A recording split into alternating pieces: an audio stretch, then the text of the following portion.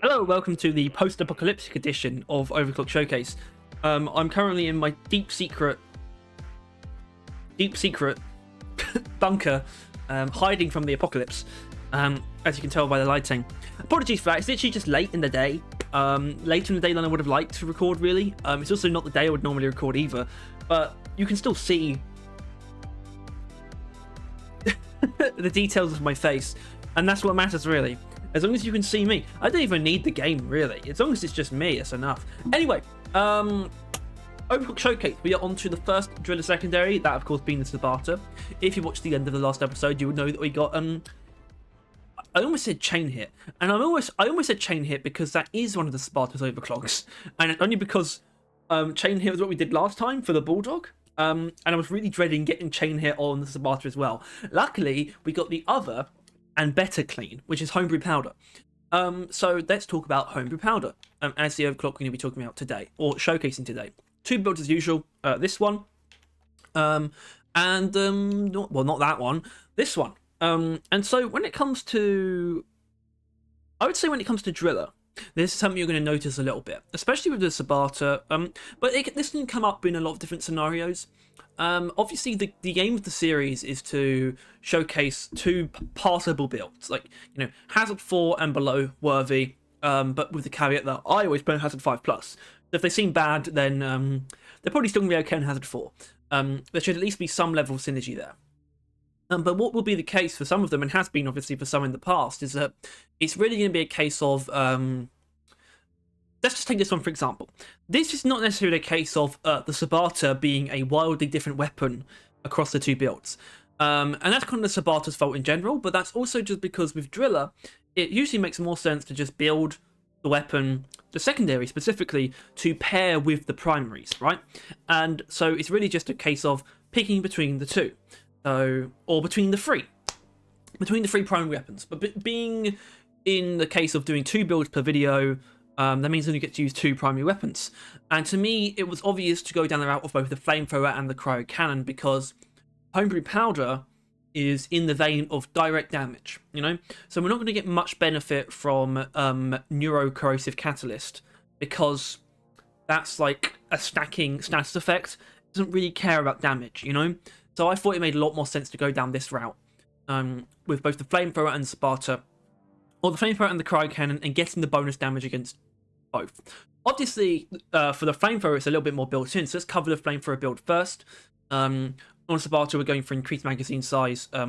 Very basic. It's really just because I don't find accuracy to be all that important, even if we are going for like something where we do want to hit weak points. Although it's not essential that we hit weak points, and I'll explain why. Damage in tier 2 and ammo in tier 4. It's just a good balance. I would say you have a bit too much ammo if you take both ammo mods, but I do want a little bit of leeway as well. It's just kind of nice, especially because... Actually, no, there's no real specific reason. Anyway, tier 3 though, 2-round burst is actually quite important. 2-round burst was added, of course, in Season 4 when we got the Subata overhaul. And it's an upgrade that I do like quite a bit.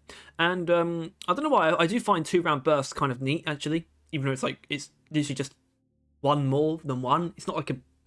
You know, it's not much of a burst. It's more like a dun than a dun, you know, like a burst rifle. I don't know what that was. Sound effects. But also, I don't believe... Yeah, I'm actually reading the description here. Ah, there you go. It actually does say. I didn't really actually clarify this in the description of 2-round burst, but for those of you who didn't know, with 2-round burst, as long as the second shot from the burst hits the same enemy as the first shot, that second shot has pretty significant armor breaking. And that's why we're taking 2-round burst, because that's what the Flamethrower doesn't have, that both the Cryo cannon and the Sludge Pump do. The Sludge Pump is very good at breaking armor, the Cryo cannon negates armor. You know, it freezes enemies. Frozen enemies don't have armor when they're frozen. Okay? But a Brundle or a Shellback or a Praetorian or a Guard or any of these common armored enemies, the Flamethrower doesn't do anything to that armor. And we're going to have a hard time getting through it without 2-round burst. We actually still do. Mainly against, I've noticed, the Shellback. It's actually very hard to break its armor because it's got so many plates. So it's very hard to hit a lot of them and sort of get through it in that way. But in general, I find that 2-round burst complements this very well, especially because it's a damage over time based build in a lot of ways anyway, meaning that basically the bonus damage that we get from volatile bullets, I guess we can talk about volatile bullets now, it's also added as heat, not just fire damage, meaning that it keeps enemies on fire for longer. And what that means is we do not run the risk of wasting ammo with our 2-round burst, really, at all, because we're very unlikely to be finishing off enemies with direct damage. We're more likely to just be letting them die. Things like oppressors, we're probably going to finish off directly just to make sure they're dead, right? But in general, I find that you can kind of just leave things to die, especially weaker enemies, especially Mactera. And things like Spitballers. Hopefully we'll see that. And yes, we will. I thought I was doing industrial sabotage, but we're not. We're doing an on-site refining first. Anyway, other things, axe, whatever. It's the best pick. That's always going to be the case. Flamethrower. Very much so up to you, actually. Like, entirely up to you. I would say the only one that wouldn't make too much sense is probably Scorching Tide, only because Scorching Tide is like a single target overclock. Obviously, it's a clean in the way that you can still use it for wherever you want. You just have Scorching Tide, but it doesn't inherently complement the build. And I didn't want to get too greedy and just use one of the new overclocks just for the sake of it. I mean, I'm doing that on the other build anyway. But basically, this benefits really just from a very simple flamethrower. Just a simple flamethrower build for ammo or sticky flames. But as long as you have the fear in tier 4, that's really all that matters. I think the Fear in Tier 4 is an extremely powerful upgrade, especially when it comes to the very common and important sort of thing to consider is Praetorians, you know? I mean, they're quite specific because it's one enemy we're talking about, but they are the most common tank-type enemy. And they have really big, juicy weak points, but they're hard to hit because the Praetorian's always coming at you from the front. Sometimes you can hit it when the Praetorian is attacking, but you can't always rely on that. But what you can rely on is fearing the enemy while setting it on fire, setting up for perfect bonus damage to its weak point from the Subata. It's a really specific but important and common occurrence that you want to consider. So as long as it's a decent build that takes the fear upgrade in tier 4, you're going to be okay. Tier 1 though, I have taken range, and I think that's actually fairly important, especially when you go against rifles, which we will be. But range is just, in my opinion, significantly better than tank size, especially if you're going for that balanced one. You know, you lose some range anyway, so you're probably going to want it there. And then even Field Stream Diffuser, why not double down? 20 meters range is actually a lot for the Flamethrower. Anyway, that's build number 1, the fire build. Let's get into it. I've got a on-site refining set up in the Glacial Strata. Get a bit of bonus damage there against the glacial enemies.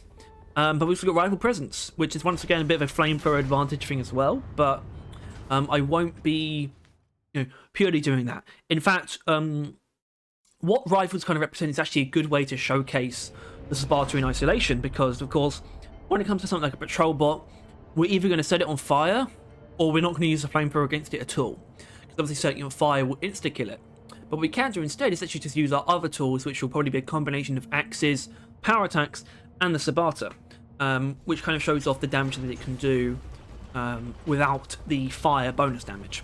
And I suppose, especially given that this is probably going to be quite a rough start, I can just keep this recording going. Meaning we can talk a little bit about... I keep wanting to say chain hit, and I don't know why. It's not like I wanted it to be... It's not like I wanted to use chain hit, you know? I'm actually quite happy I've got Homebrew Powder. So let's talk about Homebrew Powder. Homebrew Powder is obviously a recurring upgrade and overclock in the game. It's one of few. Chain hit is actually one of the others, obviously. I mean, obviously there's quite a few. It's more so in the sense of overclocks, but obviously this is an upgrade. This is an overclock that is also present in upgrades. The main example, and I'm kind of blanking on if there are any others, but the main example is of course the PGL, which has Homebrew Powder actually as an upgrade. Although of course that's actually called something else. It's called Nails and Tape. I just remembered. Either way, Homebrew Powder is the most recurring overclock. It's present on 3 different weapons. It's present on the Subata, it's present on the Bulldog, and the GK2 Assault Rifle. So it's got presence in the game. And of course, it basically just gives you a range of damage that your damage is randomized between. In this case, it's, what is it, 80 to 140%? And the net of that is actually a roughly 10% increase in total damage. So it's not actually that much, but of course, you do have the chance for high rolls. which are what you want. Oh, missed that. But anyway, this is one we're going to take down without the flamethrower. Not doing a great job. But yeah, so this is one of the Subatas. Honestly, it's pretty much the only. Yeah, it's really the only single target focused overclock the Subata has. All the others are either indirect or like sort of a support kind of thing. I guess automatic fire is DPS, even if it's not explicitly increasing direct damage. It's a DPS overclock, as much as this is too. But yeah, it's really the only direct damage overclock. I mean, you know, explosive reload still is, but you know what I'm saying. This is damage from the bullets hitting the enemy. And I like homebrew powder. I like it in all of its forms, actually.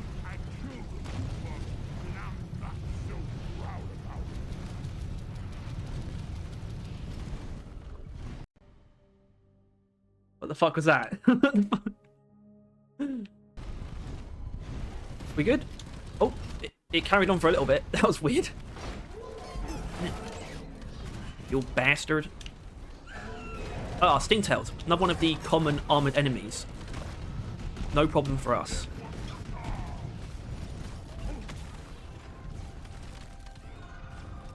Anyway, as I was saying, I like homebrew powder. And, I mean, the Subata probably ranks lowest among the bunch because it's a Subata. I mean, I don't really like the weapon, but,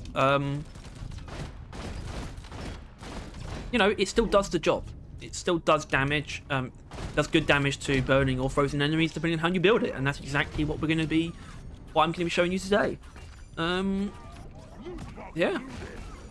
Anyway, I definitely can feel a swarm coming on soon, but I think it's more than appropriate for me to just cut to that swarm. So I'll see you in just a second. Although I'm probably about to run into some turrets.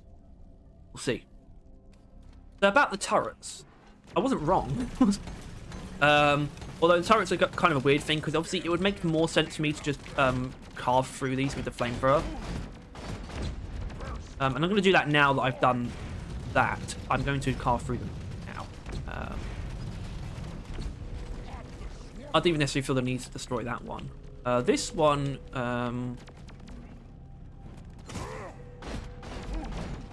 What the... bastard? Alright, I'm going to... Okay. I want to hack this before the swarm. I know there's a swarm. It's literally just about to happen. I can tell.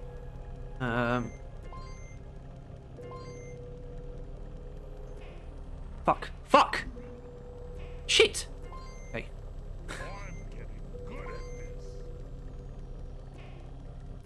Okay. Well, I mean, are my swarm instincts... They can't be this bad, right? They're not that bad. Okay. Good. Alright, here we go. Yeah, I suppose I didn't really dive into any details, but I think it's fairly self-explanatory how we're going to be using Subata anyway. What the fuck is that doing there? We'll do that, actually. That's fine. I suppose it's fairly self-explanatory, though. You know, it's for high-value targets and high HP targets, you know? So any Macteras and... So pretty much any Mactera and Spitters and tanky enemies. Grunts, however? Not really. Maybe if you really want to finish them off, you can justify it, but I would say for the most part, just flamethrower them, you know? Guards are a little bit more... make a little bit more sense, you know? You can absolutely use Subata against guards, that's actually fine. And obviously we use the flamethrower as well to set these things on fire. Is that 3 Stingtails or 2? Oh no, I don't want to go down right now. It'd be embarrassing. It's too early. Too early in the video.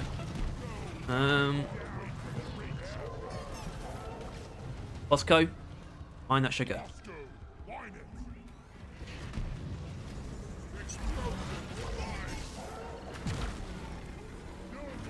You mining it? Where's the sugar, Bosco? Where's the sugar, Bosco? Okay.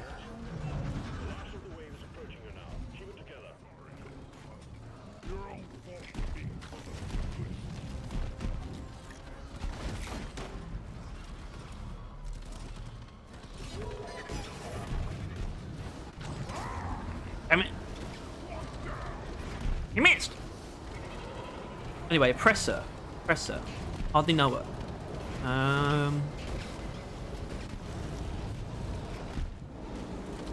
I am playing badly, aren't I? That Stingtail could kill me so easily. I'm just not giving it the time of day. Is it dead? Okay, it's dead. Alright, now we can get to kill the Oppressor in isolation.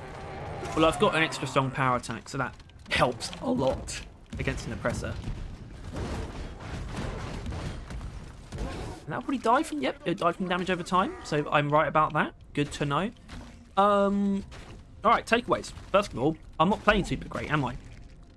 But still, whenever we needed to, we can just kind of melt through on-fire enemies like Stingtails or Guards, or even the Oppressor, as you saw. Flamethrower especially, and we used a fair bit of Flamethrower ammo, I acknowledge that, but we still kept the enemies in check extremely well when I needed to. I think I only really took damage from recklessness or not wanting to use, I guess, even more ammo, but just firing into hordes, they kind of just die and don't get to you either because of the fear. So it's quite effective. I mean, I think it's probably one of our greatest fallacies is really being sort of down on like base Flamethrower. You know, for a while our sort of perspective was quite cynical in the sense of me and Tyler always acknowledged like Sticky Flames was extremely powerful, but it was an extremely boring and just unattractive way to use the weapon. And that hasn't changed entirely. The only thing that has changed is actually sort of truly acknowledging that. In the sense of only now do I like genuinely agree with that sentiment. It kind of just used to be a case of just accepting it because that's what sort of the meta discussions led us to believe. I think the greatest fallacy though is failing to acknowledge how good just base Flamethrower is, because it's really good. You just take a bit of ammo and you're kind of just set, you know, you can just do work. Just cleave through massive groups of weak enemies. And honestly, single target, you're fine. I mean, it's not wise, in my opinion, to waste, like, to use the Flamethrower purely on a Praetorian, right? A Praetorian on its own, and you don't combo with your secondary at all. That's not particularly wise, but the damage isn't pathetic either. It's kind of interesting how we've kind of just overlooked the Flamethrower as a base weapon. You know, in the far-flung future, when we finally do another weapon tier list, which we will, post-season 6, the Flamethrower is going to be like an A-tier weapon, I'd imagine. Probably, not S. I think that would be kind of a bit of a reach, but A for sure. The Subata, however, I mean, I don't know if it would have gone up. I can't remember where we last put it. It's definitely not going higher than B, though. But, you know, what about a future Overclock tier list? Where would the Subata's Homebrew Powder go? Well, relative to the Subata, I'd probably be fighting for something like an A, maybe. Anyway, I think we're in the position where it's a mission stuff time. So I'm going to spend some time building pipelines, and I'll see you when a swarm shows up. Although, what's this? Oh, rockers. The kind of thing we're definitely not using the Subata against. Same with these grunts over here. Praetorian, however, different story entirely. In fact, I'm not sure we've got a Praetorian yet. Although that one didn't seem too interested in getting feared. Not that I blame him, it would have been nice. But still, we don't even like, because obviously we're not relying on weak point damage here inherently. I mean, that's why we've taken the 2-round burst for armor breaking. And we've taken increased damage, like direct damage, instead of increased weak point damage, because I don't want to necessarily be relying on weak points. And that's not how I would have done things a while ago. Another swarm incoming. Okay, that's fine. Probably want to set up a resupply then. But that's not how I would have done things in the past, because the Subata used to have an inherent, a built-in weak point bonus. And I would have wanted to take advantage of that even further, but now that's been removed. In lieu, or, you know, what's the word? To be replaced by well, you basically buy the weak point mod itself, which got buffed as a result. So that's fine, but it means we don't have to, there's no encouragement inherently to spec into weak point damage.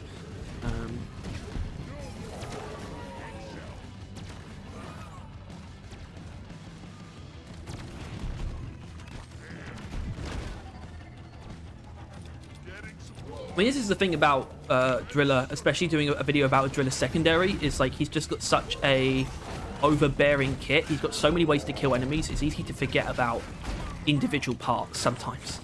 You know, the only thing that really has a consistent through line that's pretty much always being used is probably the primary weapon. Like I'd argue that Driller's grenades and his satchels are also secondary weapons. You know. And Engineer's got a similar case with his turrets and his grenades, I would say. Whereas this is just something that I don't feel like Gunner and Scout have.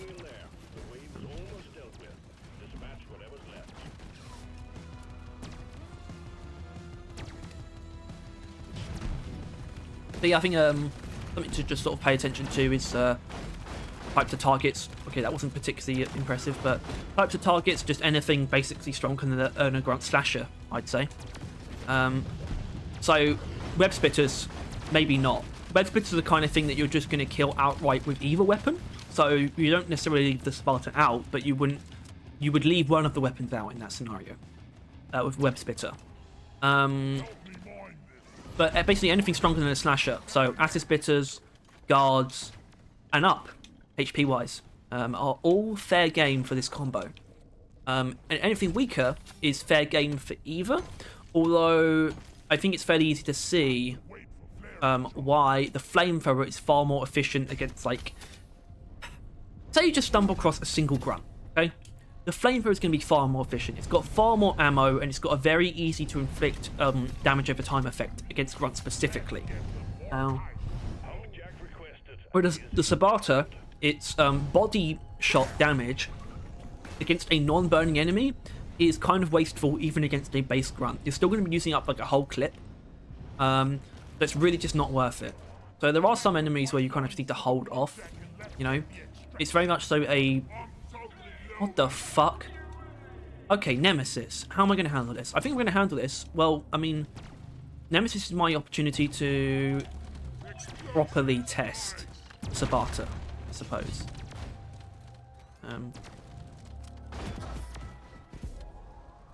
Because with the damage we've done to it already, clearly not going to be using the Flamethrower to put it on fire. Oh, is it going to get me inherently? No. Okay.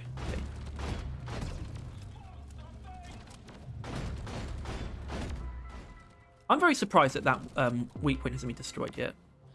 There we go. And we should be able to break the armor on top fairly easily, right? No! I don't know how strong that armor's meant to be. Oh, fuck you.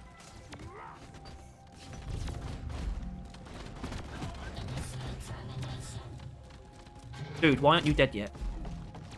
There we go. Okay, that's fine. I mean, we mixed it up with satchels and X's, and we used about 40 or so Subata ammo. Also, we had the help of a troll bot. But either way, that was fine. That was actually that wasn't far from being impressive, to be honest.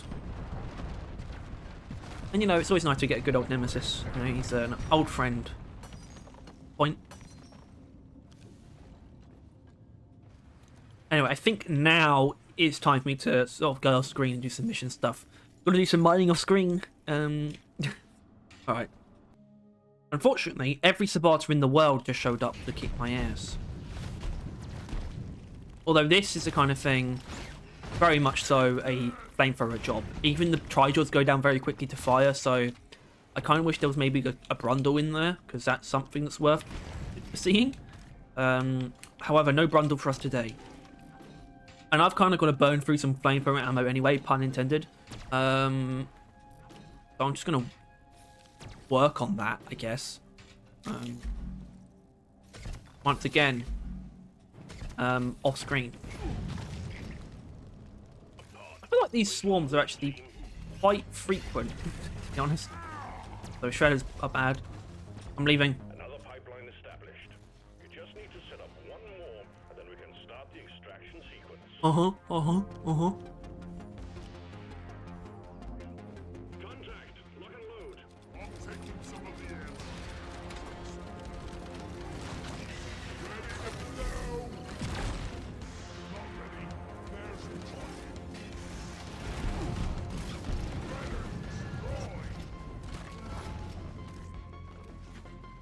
There's one. The single grunt guard.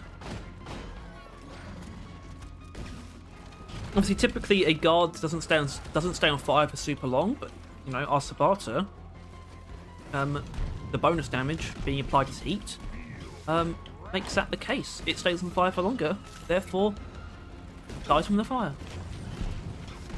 Impulse.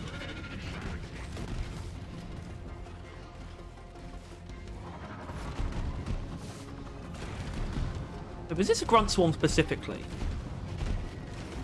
Okay, no, it wasn't. Good. There you go. Taurian killing. Easy as pish.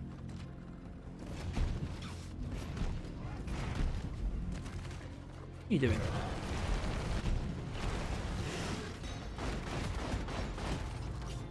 Don't miss! Don't miss! Good news, team. The wave is thinning out.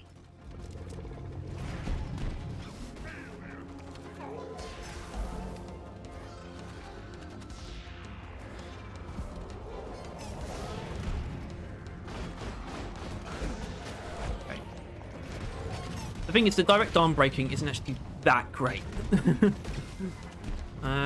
Although I might have been hitting the horn actually on that Stingtail, to be fair. Which, if you didn't know, Stingtail horns are impervious to damage. For some reason.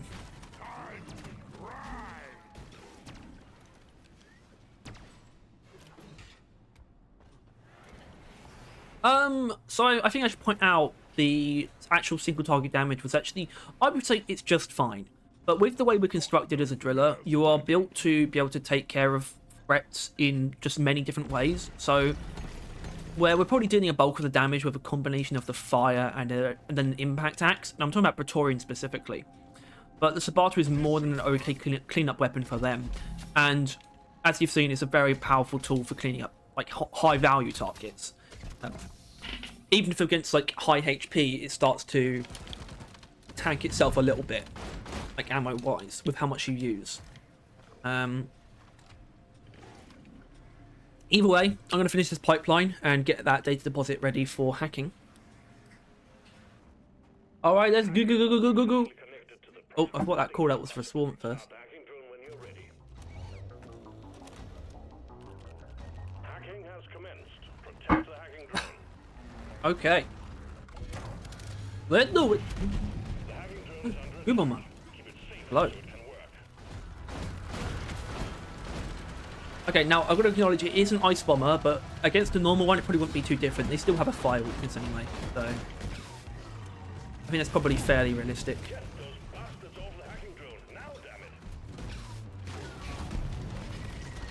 We gotta restart hack sync. The hacking drone is at it again. Hellcat ready. Getting more ammo. Things about to go swiftly. Oh god, I didn't expect that. I didn't expect that slasher to get hit by that. Oh! The fated Hacking drone. shellback. Blast it. The hacking drone has stopped. Kill those traitors off it now. Gotta restart the hacking drone ASAP. Hacking drone resuming hack. Speed run. No, it's not gonna happen. We need some pest control on the hacking drone. The drone can't hack as long as there's bugs beating it up. Do something. Buggered off inside it.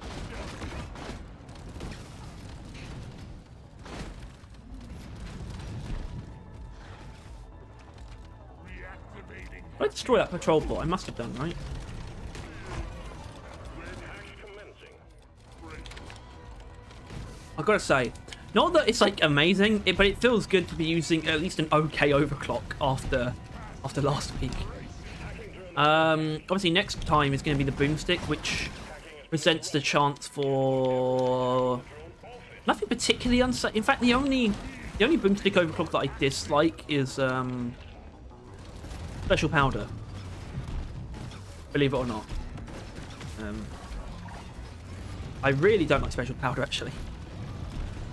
It's probably sacrilege to quite a few people because it's like it's special powder. It's just grossly popular because it's like fun. But I have a bit of a different definition of fun for some. Like it is fun, but not on Hazard 5, right? Not when you need to do well. It's not even that it's bad. I mean, I guess I should stop complaining about special powder until I actually get it, which I really hope isn't the next video.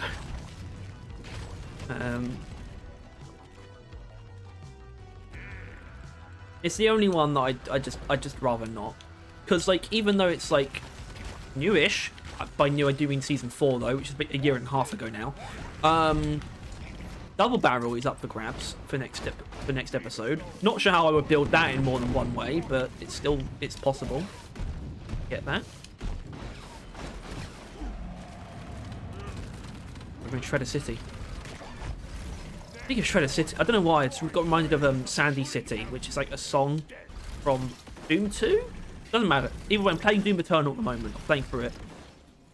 Literally quite a pace though, quite a slow pace, like one mission every other night because I'm playing on Ultra Nightmare. Not Ultra Nightmare, just Nightmare. Ultra Nightmare is probably not going to happen.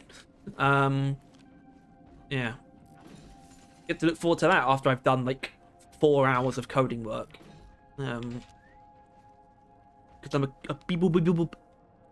doing a computing course, so I have to code stuff. But like to make 2 like pretty in-depth programs before the 12th, and I think I can do it, but it ain't gonna be easy. Keep on fighting. More bugs coming your way. These still secured. Another successful stab at our rivals.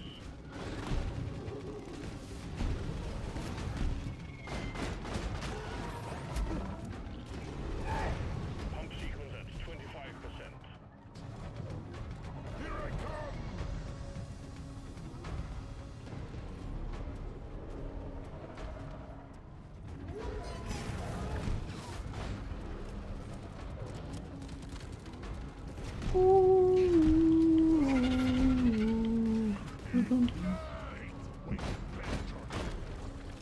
That was almost like a good version of fighting a single grunt with this. That was the bad version. I mean, the good version would be, I think, would be like 2 shots, like, or 2 trigger pulls, would kill the grunt.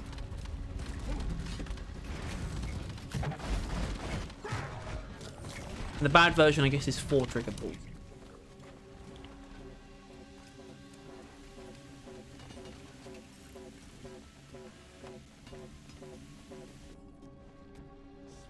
Pipeline repaired, but other pipelines are still malfunctioning.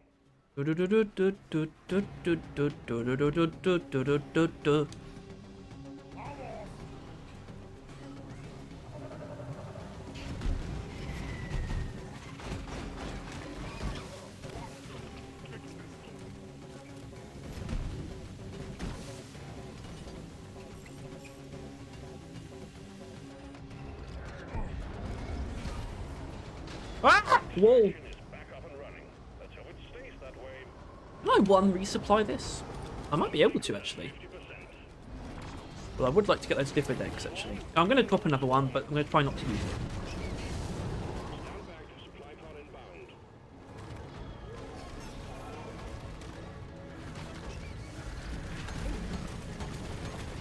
Going on an egg hunt.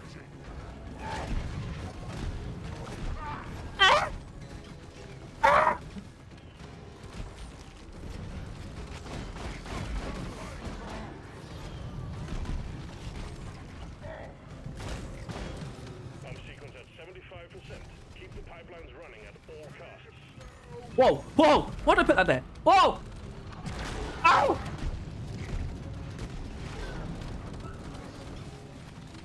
The pipelines are leaking. Get on it. Get them fixed. I'm going to check on the game audio, because last time, the game audio just cut out halfway through. For some reason. Like, I genuinely don't know why. Just a complete anomaly. So let's try and avoid that. As long as I keep an eye on it. If it happens again, I should be able to fix it. It's really just because I didn't know that it was the case, I think, last time. Obviously, the most worrying thing about that was when I checked the footage was that obviously I basically didn't hear anything when I skipped that part in the video until I started talking. So at least that was retained, you know, the important part. Oh wow, 2 hackables. Pacify. We can hack it now. Ah! This patrol bot is now our friend. Season 1 and 2 were good times. Trigger fingers, not hacker fingers. The fuck is happening? What? Okay. And ha! Takes years of practice to get this good, lads. Season 1 and 2 and like honestly, from like the 1.0 launch update all the way up to season 2 was just great. Like the best time for this game, I think. I don't think that would be an unpopular opinion. Pipeline functional again. However, we still have malfunctions in the system. No more walking on eggshell. Life surfing is the best.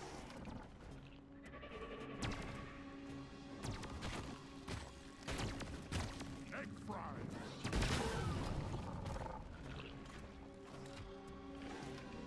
Now, I should acknowledge I am like egg hunting. This isn't really the purposes of the video, is it? But you know, the enemies are still trickling in. See, look, there's a Praetorian here. We definitely want to see that. Boom, it's dead. Bosco, you can handle that. I feel like there must be eggs up there. Must be. Must be.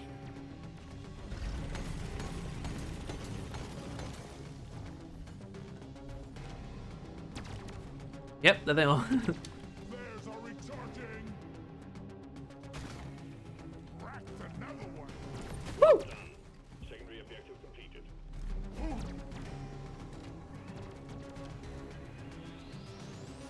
Alright, let's wrap this up.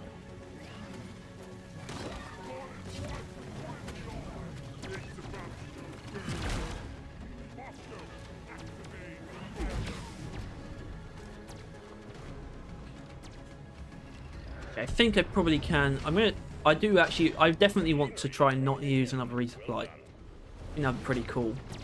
Make me look really cool. That I can do stuff like that. Wave alert. The noise from the refinery is attracting the bugs. Uh-huh. Get ready for a scuffle.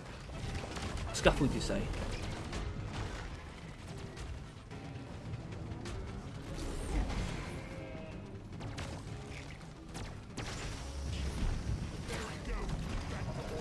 Let's get out of here. Come on, drop pod. I need you. I need you now.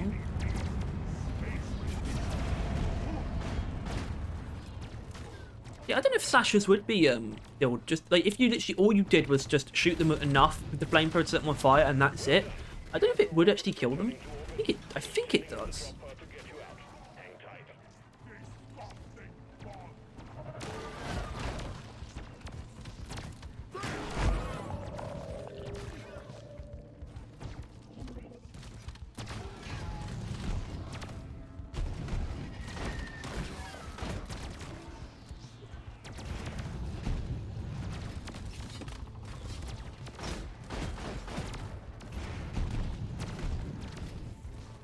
This continues to be a pretty good showcase for the flamethrower. Mine is 3 minutes.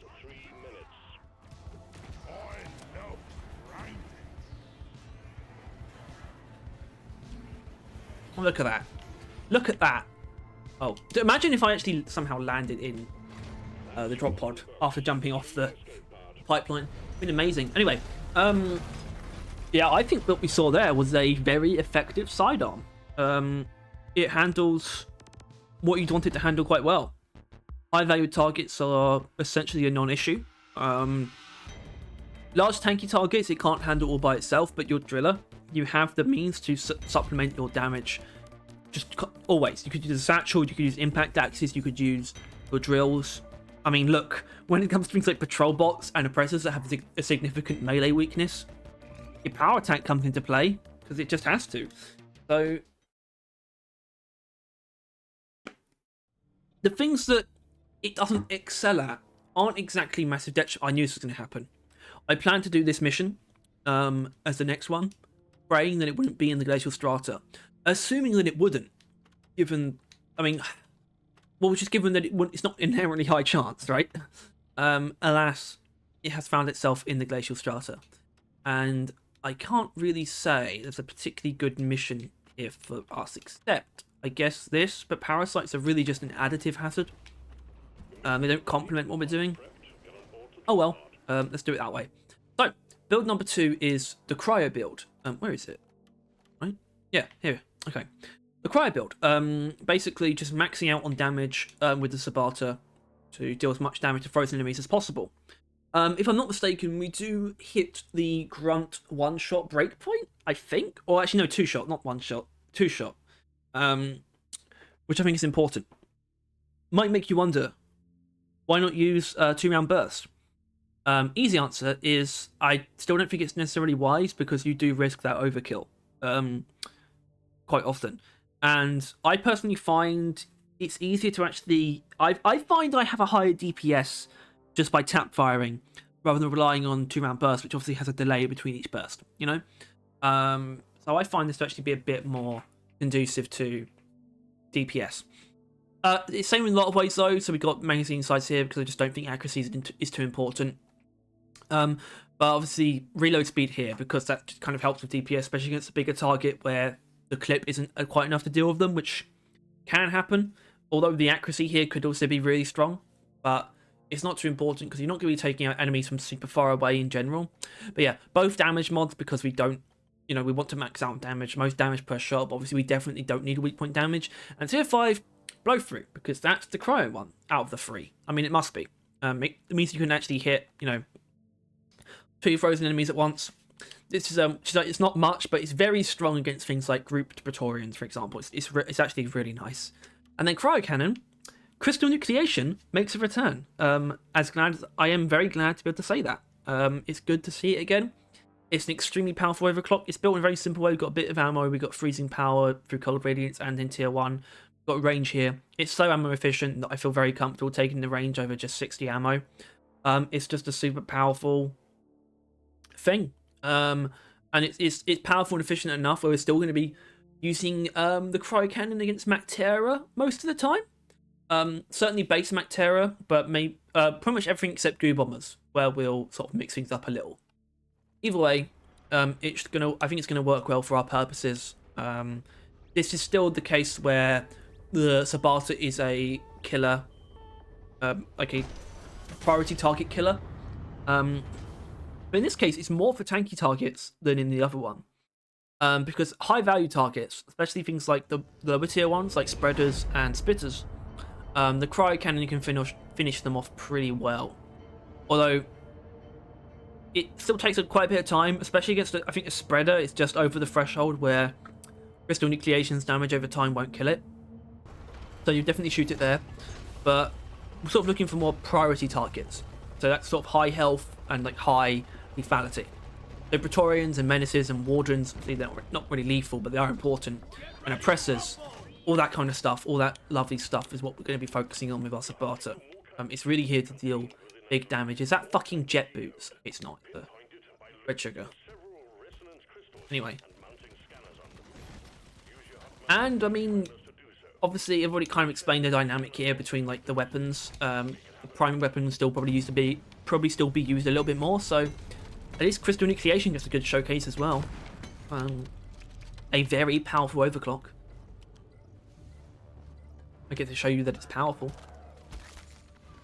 Okay, what about these Macteras, though? Okay, I'm fucking up big style here.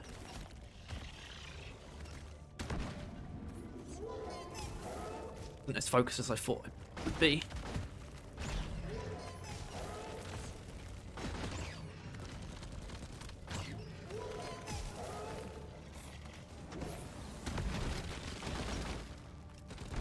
And there's the beautiful thing, because obviously we can still avoid overkill because with Crystal Nucleation, a Cryo Cannon has damage over time as well. Which is honestly, it's probably the best thing about the overclock. it's so good that you can just like, that grunts will just die, and you don't have to use shatter. You can still take cold radiance. It's actually such a good overclock.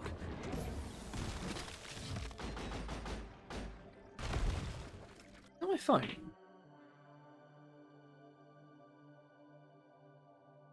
Not exactly.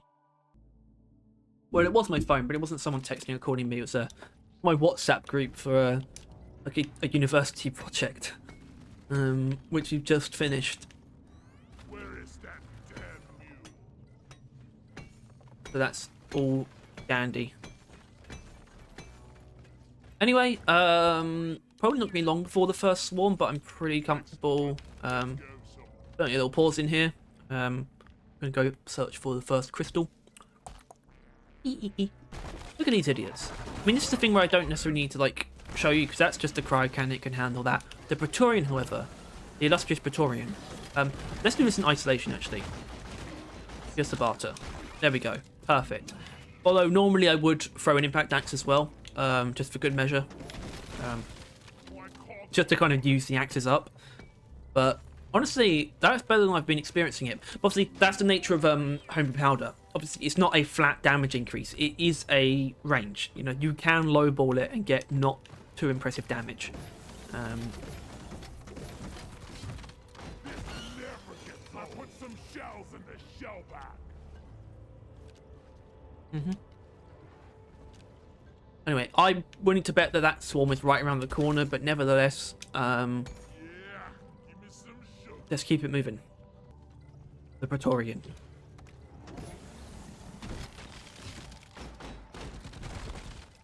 Boom. It's so... Oh god, it's so good.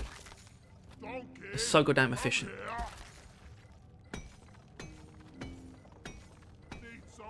So where is that? That's obviously extremely close by.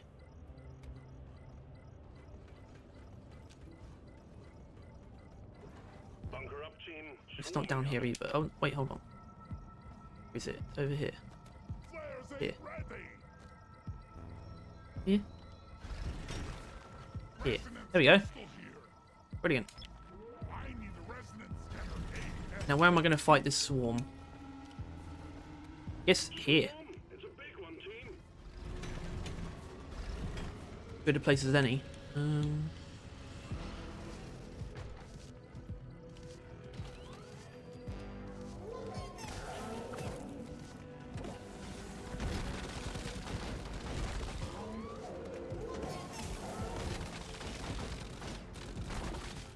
Weirdly enough, I'm starting to get the feeling that this is the better build up the two, when in practice that hasn't really been the case.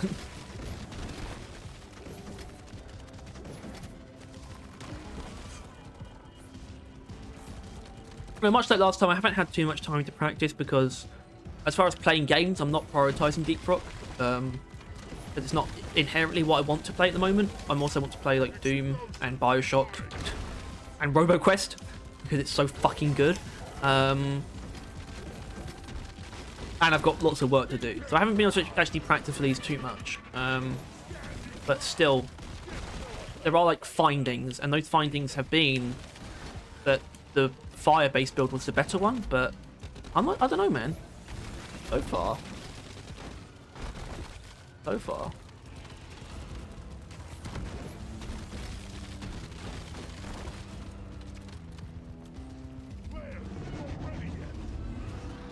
to blow. Ah!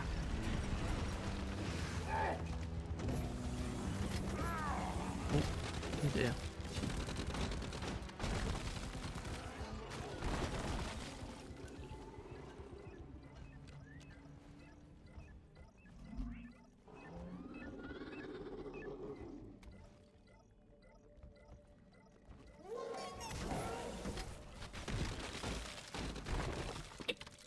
God, I just love little breakpoints of just finishing them on just enough where the crystal nucleation spikes take care of it. It feels so good. So yeah, takeaways. Tanky targets are really easy to take down with our sort of combination of the freezing and the damage over time and then the Subata itself. You don't even really need to necessarily put an impact axe in there. It kind of just amplifies the efficiency to a ridiculous degree. Hordes, we just take care of them with the cryo cannon, but it's also still wise. Like things like guards are the most likely to escape.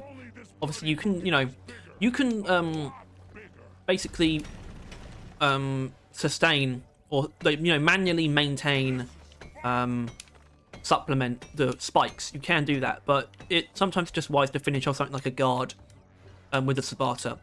And it just feels great. There's just a bunch of really nice breakpoints built into this build. Everything feels like you're killing it effectively and satisfyingly. I mean, the Mactera thing earlier was a little bit weird, but I could have just kind of mixed in some axes and actually using the cryo cannon. It probably would have been fine. It's the kind of thing where, like, that's where Tranquilizer rounds is actually really good. So I do feel a little bit, definitely could have done better there. But aside from, I guess, like really big groups of Mactera, I don't see like anything that we'd be weak against, really. Anyway, right time for me to just get this some mission progress done. So I'll see you in a jiffy.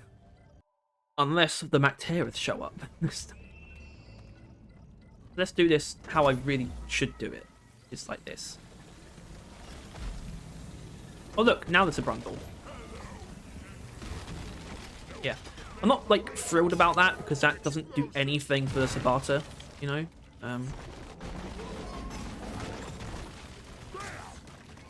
But that's kind of how you should do it with this build. The Subata's not much of a Mactera killer.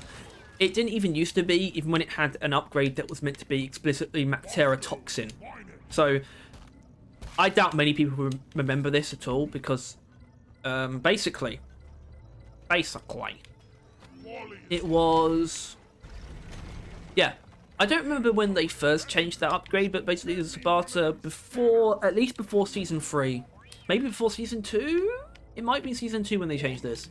But back in the day, like back in the old times, the medieval times, it had its tier 3 upgrades were just the volatile bullets, so that's the fire damage one, and Mactera Toxin, which just made it deal like 20% or something more damage to Mactera. This was a time, by the way, when the only Mactera enemy was the base Mactera spawn. I wouldn't call it particularly well thought out tier 5 upgrade. And I think come Season 2. It was Season 2 or Season 3, because it was obviously post the Sludge Pump being added, but I don't know how quick it was. So it was Season 2 or Season 3. It might have been Season 1, actually. But either way, they made a change where they replaced that upgrade with, like, corrosive rounds, basically. Which made it so... Also, by the way, I'm going to wait for another swarm. I think that'll be wise, because once you've done all the crystals... no swarm will spawn until you start the drill elevator segment. So I'm going to wait for another swarm. But basically, it was even Season 1 or Season 2 or 3, one of those options. They replaced the Mactera Toxin with a corrosive bullets upgrade, which just basically added corrosive damage to the bullets instead. It added like 2 corrosive damage. They didn't make it inflict a corrosive status effect. It just added 2 corrosive type damage. But that was basically a pretty big improvement, because that was +2 damage, but what it actually also did, because Macteras have a weakness to corrosive damage, it was the same damage bonus against Macteras as the original Mactera Toxin coating had been. So that was actually, in my opinion, a pretty well thought out upgrade. It got upstaged quite a bit though later on, because obviously then it got changed again in Season 4 when the Sparta got the overhaul and they added the blow-through rounds modification. And then they replaced the corrosive one with Neurocorrosive Catalyst, which is what we have now. Which I would say is definitely an upgrade, although it was cool that the original just added extra damage. It was kind of useful, actually. Alright, here we go. I'm going to call in a resupply for this as well. And then after this, I'll finish up that. Actually, I'm going to do that now. So once I've done this, no enemies will spawn whatsoever. So once this swarm's over, I'll just take some time to clean up this cave. And then we can move on to the drill elevator.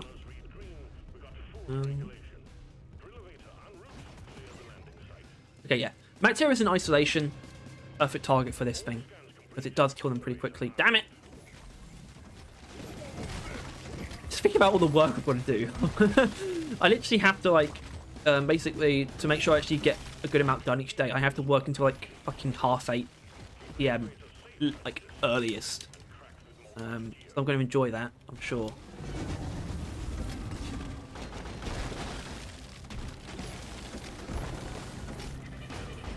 Woe is me, I suppose.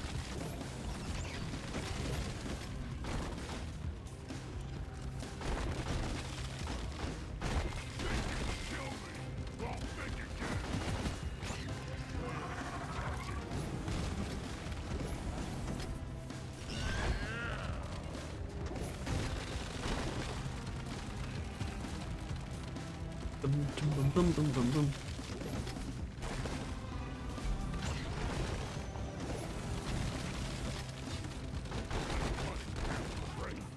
Wave is significantly diminished. Well done, team.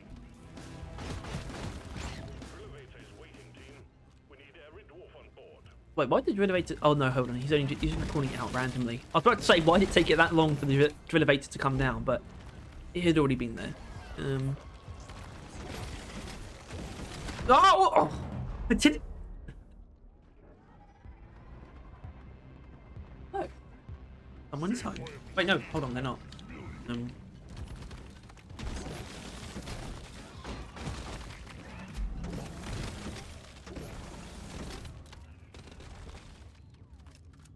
Okay, so I'm not sure what else I can really observe. I mean, I've kind of already been through everything, and that only reinforced it. And of course, what we did see is that isolated Mactera are not even necessarily completely isolated, just Macteras when there's, you know, one Mactera and no other Mactera. It could even be in a swarm scenario, as it was. The Subata can clean them up very reliably. Obviously, the exception, I would say, would be Brundles and maybe Grabbers, because their weak points are pretty hard to hit, but they're really easy to freeze, so you're definitely better off just freezing them. Yeah. Good stuff. Yeah, I mean, it's a really... Apart from the little slip up there with the Exploder, that's just really just my, like, human error. This is a really, like, really good feeling build. Anyway, I'll see you when I'm about to start the Drillator. Unless there's some kind of event hidden in this cave, which... I guess not. I guess this cave's actually a bit smaller than I realised. Oh well. Okay, here we go. I don't know if I'm going to use the chump tactic here, where I just constantly paint the walls with ice crystals, but it's valid. I mean, do that. Probably take care of these guys. God, the particles are ridiculous. Hell.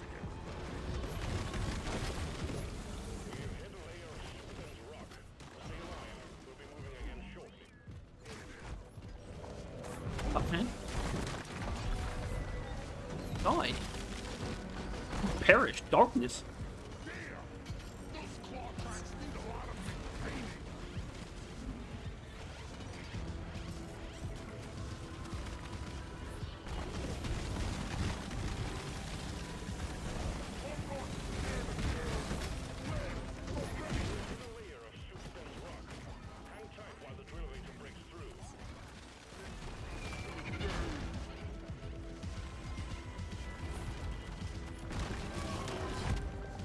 Oh, that impact axe actually didn't get used up. Which is one of the secret, I guess, features of the impact axes that I don't know if many people know about. You can technically deal infinite damage with them because they have like basically an outer field of damage that they deal before dealing the damage that actually uses them up. And if that outer field is enough to kill the enemy, which it usually is, especially against swarmers, it won't actually use the axe, so you can pick it up again, which is something I'm sure most of you have probably seen. You just maybe haven't registered, like why it didn't get used up, but that's why. It's just, and those are just the kind of little cool things that keep me loving this game, I think.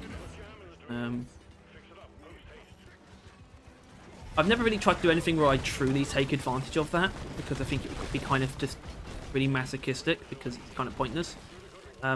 Maybe it's better in like Swarmageddon than I'm thinking. I haven't really tried that.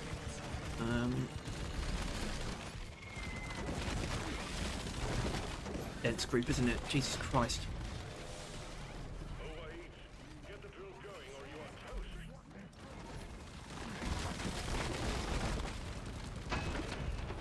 Depth reached.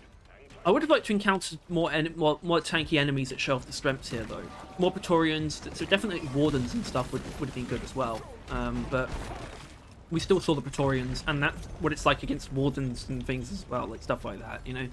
It works. It just works, guys. Don't worry, it just works. Anyway, here we are. I mean, you don't need to see me collecting more kite seeds, so I'll get on with that, and I'll see you at extraction.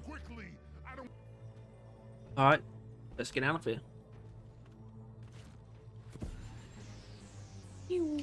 Oh, what else to do? Something fun I can do. Drop pod arrived. Mule is returning to LZ. Like, that's a lot of ice. For how much ammo we technically used. I think it's actually like a lot more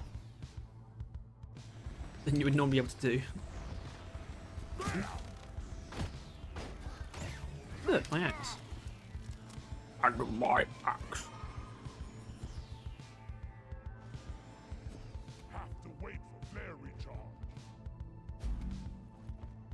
Let's get out of this.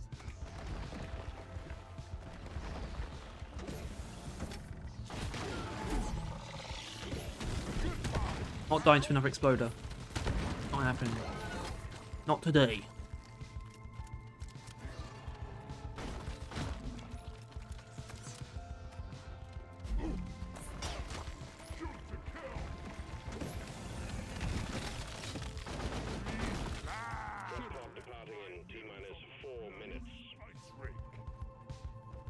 That's satisfying. It's so good.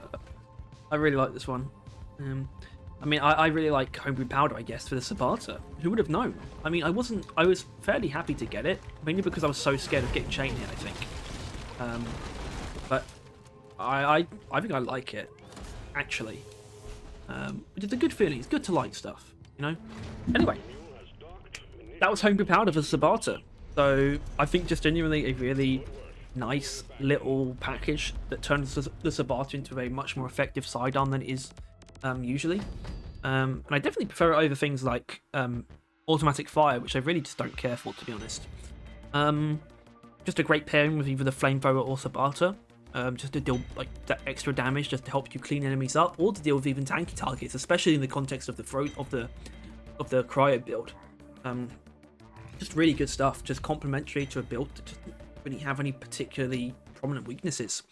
I'm sure you could even use the Cryo one in eliminations if you want to. And the fire one you can absolutely use in industrial sabotage, by the way. That's something that's been vetted by me. Oh, look at that. I mean, that would mean. I mean, elite threat's not great for Cryo, so that's actually fine. Anyway, yeah, that's it. If you enjoyed this episode of Overclock Showcase, please make sure to like and subscribe. And if you want to see more videos like this, and you want to stay on top of everything to do with Deep Rock and Road Core, then please consider clicking the bell as well. But if you're at this point in the video, you know what comes next. It's we spin the wheel to find out what the next Overclock will be. In this case, it is of course going to be for the boomstick, our first scout secondary Overclock that we're going to be covering in the series. So let's find a scout. Will be our prime subject. Makes the most. Who am I least tied to? Definitely this one.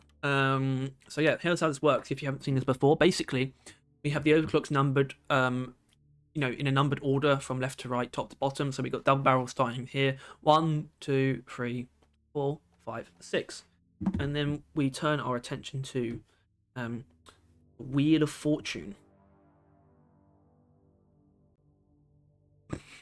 And we spin that wheel to find out what our overclock's going to be, because I can't make decisions for myself. Just keeps things more exciting. Not free though. I don't even think it. Shouldn't even. My you know, ability to just sort of keep my head above things is usually very strong, but I've been given quite boring, you know, overclocks that I don't particularly like in a row quite a lot now. So, yeah, 3. It's special powder. I don't even know what 2 different special powder builds are. I guess they just build one with like, I mean, I think I know what to do actually. It won't be too bad. Anyway, so that'll be next week. Oh, fuck's sake. Special powder. So yeah, once again, thanks for watching. See you in the next one. Although, what's a good drink for homebrew powder?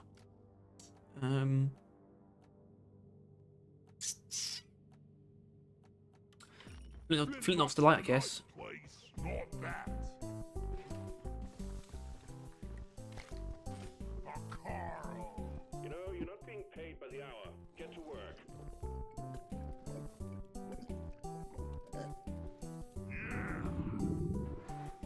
Oh yeah.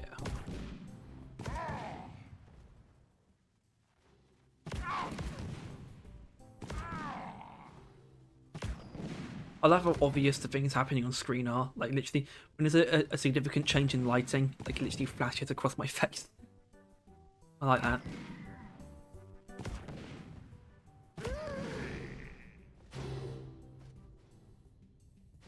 Is it done? Alright, it's done.